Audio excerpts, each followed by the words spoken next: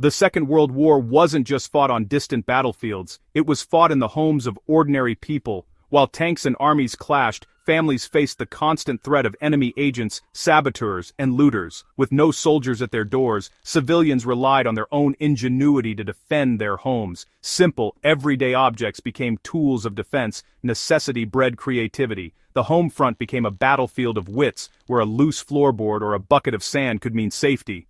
Among the most ingenious defenses was the staircase trap. This clever device turned a common staircase into both an alarm and an obstacle. Picture a silent night in occupied France or blackout London. An intruder steps onto a rigged stair and suddenly, chaos erupts. The crash alerts the household, robbing the intruder of surprise. These traps were more than mechanical tricks, they were symbols of resilience. They showed how ordinary people could resist, even when surrounded by fear. In the grand sweep of history, these small acts of defiance are often overlooked, but they reveal the determination to protect what mattered most. The staircase trap is a testament to the creativity and courage found in the quiet corners of war. This story explores how these traps were made, why they worked, and the people who relied on them. In a world turned upside down, the home itself became a fortress. The weapons weren't always guns or bombs. They were clever ideas, hidden in plain sight. The staircase, a silent guardian, stood watch each night. These defenses remind us that the will to survive can turn the ordinary into the extraordinary.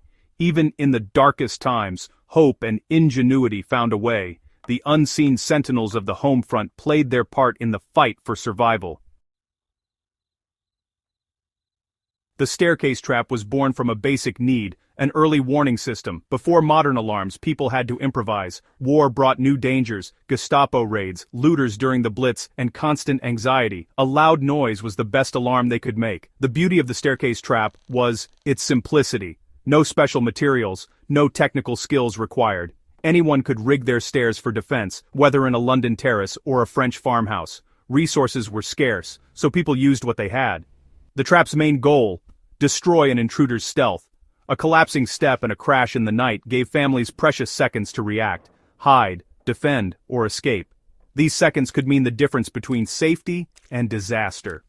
The trap also worked as a deterrent. Rumors of booby-trapped homes spread quickly. Potential intruders, hearing these stories, often looked for easier targets. In this way, the staircase trap protected not just one home, but the whole community.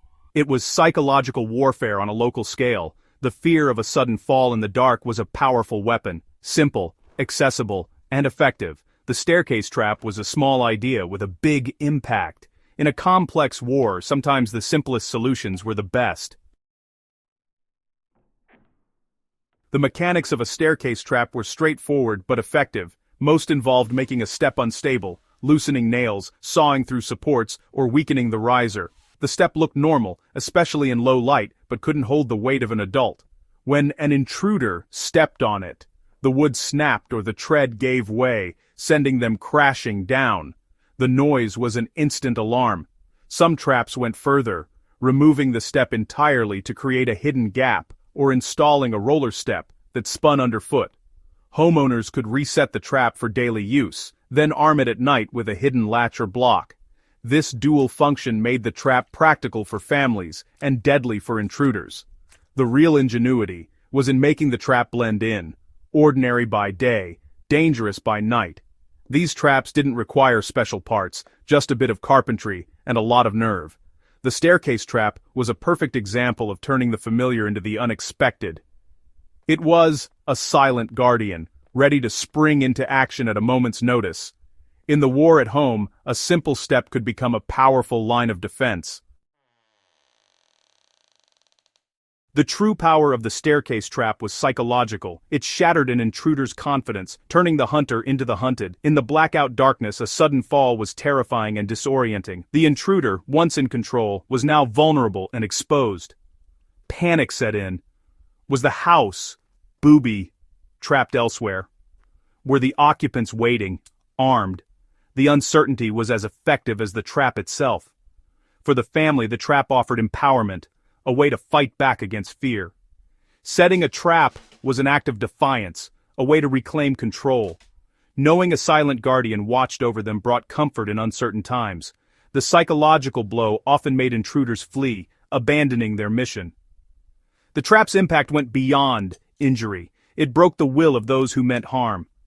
For the defenders, it was a morale boost, a reminder they were not helpless. The staircase trap was as much about the mind as the body. In a world of chaos, it gave people a sense of agency. Sometimes, the greatest defense is the one that makes the enemy doubt. In occupied France, the staircase trap became a strategic tool for the resistance. Safe houses relied on secrecy and quick escapes. The marche qui grince, the creaking step, evolved into the more aggressive marche piégée, the trapped step. In Lyon 1943, a resistance cell used a schoolteacher's apartment as a base. They rigged the fifth step of the staircase as their last line of defense. When the Gestapo raided, the first agent crashed through the step, blocking the way and sounding the alarm. The noise gave the resistance members precious seconds to burn documents and escape out a window. The trap worked perfectly, lives were saved, and the mission continued. A simple broken step became a lifeline for freedom fighters. The ingenuity of the marche piégée was a quiet act of rebellion. In the shadows of occupation, even a staircase could be a weapon. The resistance's clever defenses helped keep hope alive. Sometimes survival depended on a single, well-placed trap. In Blitz-era London, the threat was looters, not soldiers. Air raids left homes empty and vulnerable, and criminals took advantage. Arthur Penhaligon, a retired dock worker, refused to abandon his house. He rigged his staircase so the fourth step would pivot if stepped on in the center. One night as bombs fell, a looter broke in and hurried up the stairs. The trap sprung. The looter tumbled down, his ankle broken. Arthur, waiting in the basement, heard the crash and confronted the intruder. He stood guard until the police arrived. Arthur's simple trap had protected his home when chaos reigned outside. Even in the midst of war, a determined homeowner could defend his castle. The staircase trap was a quiet victory in a city under siege. It proved that courage and ingenuity could stand against fear. In the darkness of the Blitz, a single step made all the difference. Sometimes, survival was just a matter of knowing where to tread. Staircase traps, while ingenious, carried real risks. They could just as easily harm the people they were meant to protect. Forgetting to disarm the trap led to accidents, family members injured in the night. In the Netherlands, a farmer named John broke his leg on his own trap, alerting German patrols and endangering his family. The traps were meant to disable, not kill, but a fall could be fatal. Many struggled with the moral burden, defending their home, but not wanting to cause death. Discovery by occupying forces could bring brutal retribution. The Germans saw booby traps as acts of resistance, punishable by execution or deportation. Installing a trap was a calculated risk. Protection came at a high price. The line between defense and danger was thin. These traps offered security but also raised the stakes for everyone inside. In war, even the cleverest solution could have unintended consequences. The decision to set a trap was never taken lightly. The story of the staircase trap is part of a larger history of civilian resistance. It's a testament to the ingenuity and adaptability of ordinary people in extraordinary times. These simple defenses showed that the spirit of defiance could thrive anywhere, even in a staircase. The principles behind such traps have echoed through conflicts worldwide, from Vietnam to modern wars.